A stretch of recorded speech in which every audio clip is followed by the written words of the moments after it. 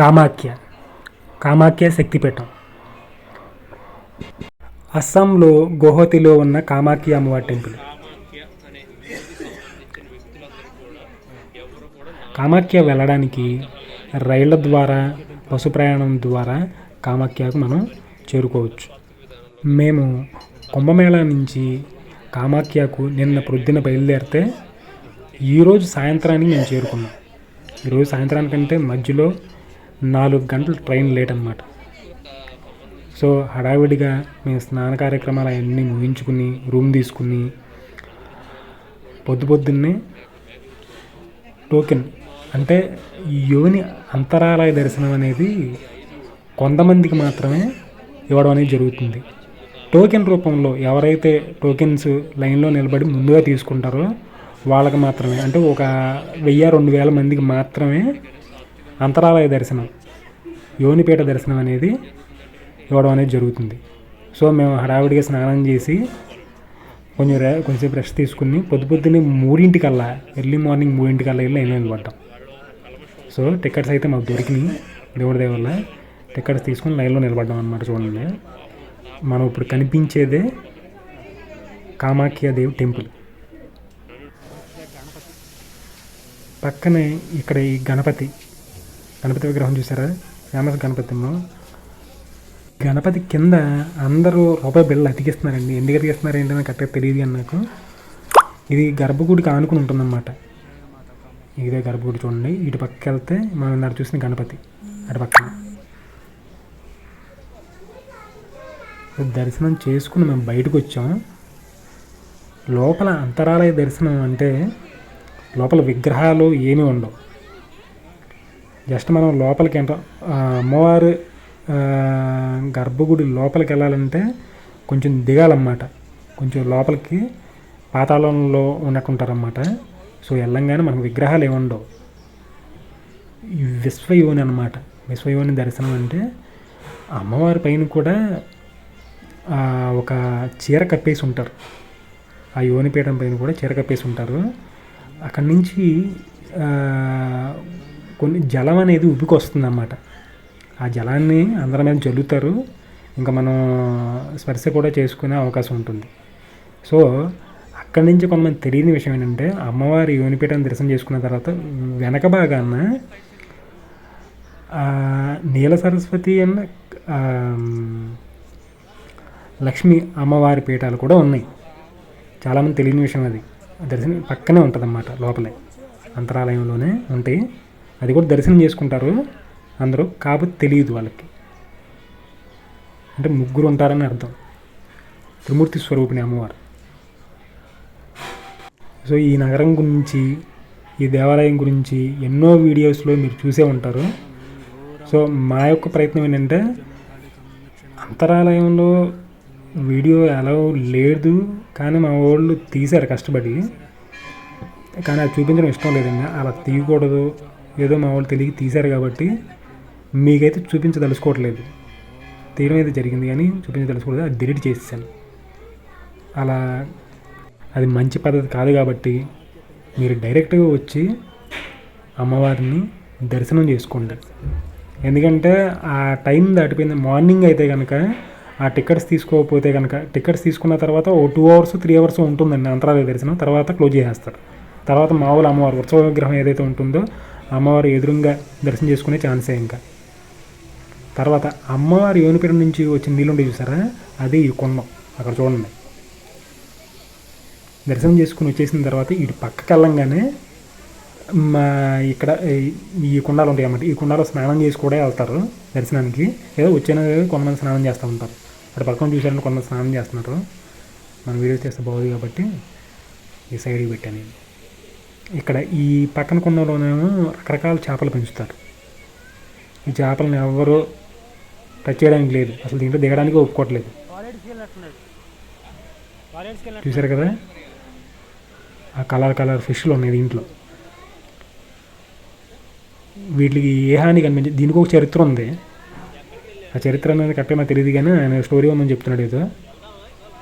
So మీకు వీలుంటే తర్వాత మీరు ఒకవేళ వెళ్ళినప్పుడు కానీ, కాకపోతే ఇంకా యూట్యూబ్స్లో కూడా చాలామంది చేశారు ఆ స్టోరీలు ఏంటనేది. మీరు వాటిని చూసి కూడా తెలుసుకోవచ్చు. జస్ట్ ఏంటంటే మీకు చూపించాలనే ప్రయత్నం మేము చేస్తున్నాం.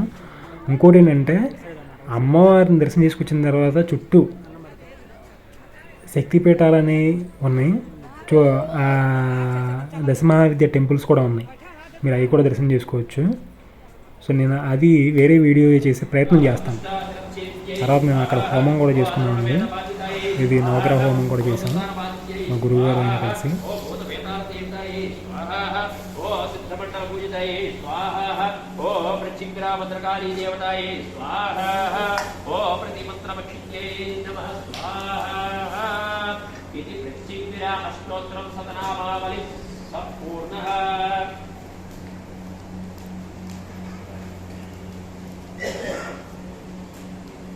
దర్శనం చేసుకుని హోమ కార్యక్రమాలు అవన్నీ ముగించుకున్న తర్వాత మేము దశమహావిద్య టెంపుల్ దర్శనం చేసుకోవడానికి బయలుదేరామండి. సో రాజరాజేశ్వరి అమ్మవారి టెంపుల్ దగ్గరికి వచ్చాము ఇప్పుడు మేము ప్రస్తుతానికి. రాజరాజేశ్వరి అమ్మవారి టెంపుల్ అంటే దశమహావిద్యల్లో ఇది దశమహావిద్యల్లో ఒకరు. సో ఎగ్జాక్ట్ పేరేది మర్చిపోయాను. ఇక్కడ రకరకాల పేర్లు ఉన్నాయి. సో మీరు వచ్చి ఈ అమ్మవారిని కూడా దర్శనం చేసుకోవాలన్న ఒక ఉద్దేశంతో తీయడం జరిగింది. ఎగ్జాక్ట్ లొకేషన్ అయితే నేను చెప్పలేకపోతున్నాను, కాకపోతే కొండ పైన ఉంటుంది. అమ్మవారిని దర్శనం చేసుకుని కొంచెం ముందుకు వచ్చిన తర్వాత అమ్మవారి ఇది కామాఖ్య అమ్మవారిని దర్శనం చేసుకుని మనం బయటకు వచ్చిన తర్వాత రైట్ సైడే తారాదేవి పీఠం, తర్వాత కాళీ, అక్కడే దర్శనం అయిపోతారు. ఇంకా కొంచెం దిగి వచ్చిన తర్వాత మనం రైట్ సైడ్కి తీసుకుంటే ఇక్కడ రాజరాజేశ్వరి అమ్మవారి దగ్గరికి రావచ్చు అనమాట. పైన కొండ పైన ఉంటారు, చాలా కొంచెం దూరం నడవాలి. కొండ దిగునేమో సహస్రలింగాల లింగేశ్వర స్వామి, కోట్లింగేశ్వర స్వామి అని చెప్పేసి ఇంకొక ఆశ్రమం ఉంటుంది. అక్కడ కూడా చాలా అద్భుతంగా ఉంటుంది, చూడొచ్చు.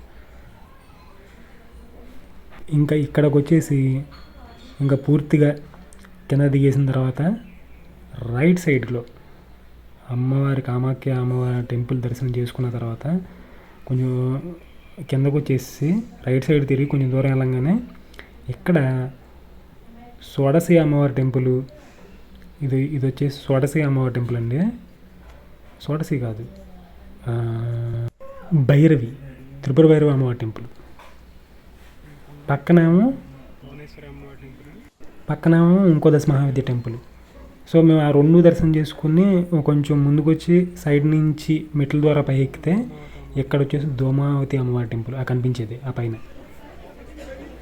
సో దోమావతి అమ్మవారి టెంపుల్ దర్శనం చేసుకుని కొంచెం పైకి వచ్చేస్తే మళ్ళీ కామాఖ్య పీఠం వచ్చేసినట్టే మనం మెయిన్ టెంపుల్కి.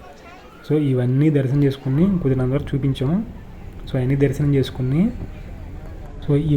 దర్శనం చేసుకుని కొండ కింద దిగి ఉమానంద్ బాబాని దర్శనం చేసుకోవడానికి వచ్చామన్నమాట. ఎందుకంటే కామాఖ్య అమ్మవారిని దర్శనం చేసుకున్న తర్వాత కంపల్సరీ ఉమానంద్ స్వామి దర్శనం కంపల్సరీ చేసుకోవాలంటారు. సో మేము ఇక బోట్ మాట్లాడుకుని ఇంకా బోట్లో టికెట్ తీసుకుని బోట్లో వచ్చాం. సో ఇక్కడ ఒక చిన్న దీవిలాగా ఉంటుందన్నమాట. సో మా టీంతో కలిసి ఇంకా స్వామిని దర్శనం చేసుకుని మళ్ళీ తిరిగి ఇక్కడికి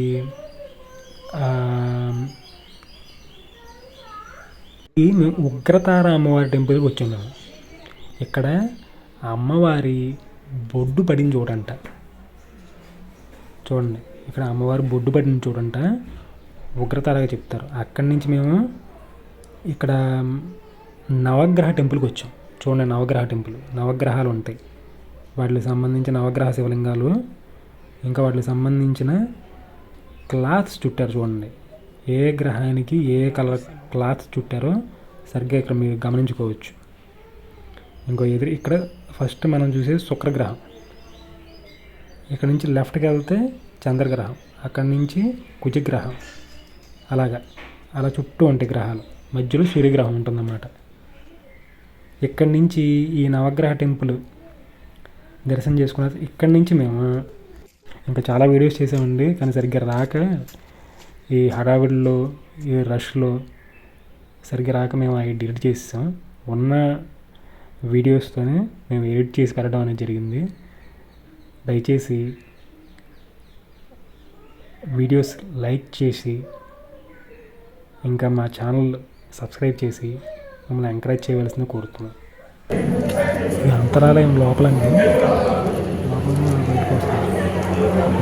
ఏం తెలియదు, వేరే వాళ్ళు ఇస్తే మేము షేర్ చేస్తాం. లోపల తీసి కూడా ఉంది, రివ్యూ చేసి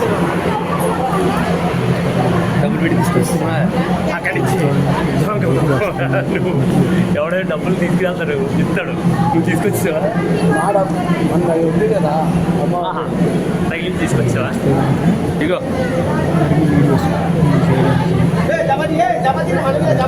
ఈ 3 కూడా అక్కడ పెట్టాము. ఈ 3 అక్కడ పెట్టి తీసుకొచ్చా. అమ్మా తల్లి